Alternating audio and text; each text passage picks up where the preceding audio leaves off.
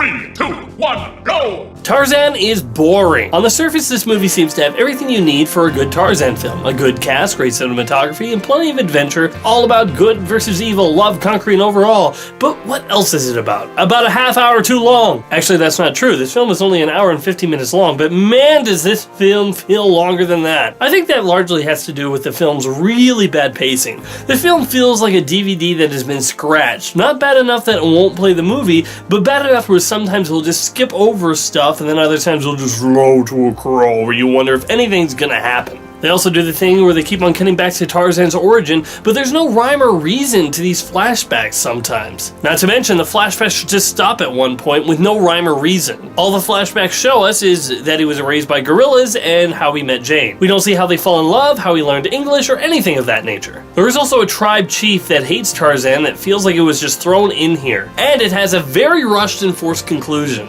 Jane is played by soon-to-be Harley Quinn actress Margot Robbie, and while I can say that her acting is great, there isn't really much to her character.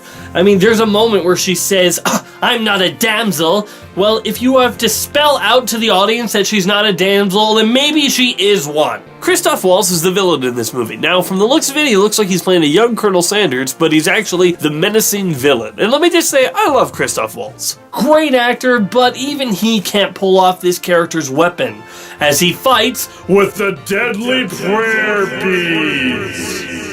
Seriously, come off it. I mean, when you see Tarzan jump off waterfalls, get beaten up by gorillas, beating a full train of soldiers, we are meant to believe that these little beads would do anything to him? And speaking about that train, what kind of anti-gravity technology vines were they using? Let's look at this little drawing I did of the scenario. All of these warriors and Tarzan jump off of the same tree, and in order to swing as far as they did, those vines would have had to have been 1,000 feet long. Because you have warriors swinging onto this train from every angle.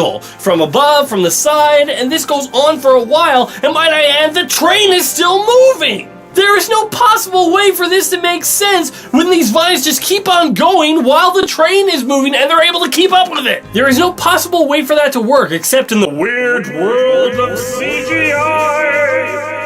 Speaking of CGI, couldn't you have had at least one real animal in this film? It isn't that the CGI is horrible, well, except for the elephants, those look really bad. But they could have used at least some of the real animals. There are real animals left in this world. We haven't killed them all yet. Just have at least a couple to give us the illusion that there are real animals in this movie. But when they are all CG, it doesn't work that well. It really takes you out of the film. Overall, I might be a little hard on this film. I mean, it's not the worst, but it's nothing special either. For the most part, I couldn't really get into the heads of our main characters at all. And I didn't really care for the story either. And so I'm giving Tarzan a 5 out of 10. It's a pretty average film. It's a harmless film, but I would say, personally, you should probably save your money for either Bourne or Star Trek. P.S. Did the film make you want to play a Tarzan video game? I mean, seriously, why haven't they done that? Well, that'd be awesome.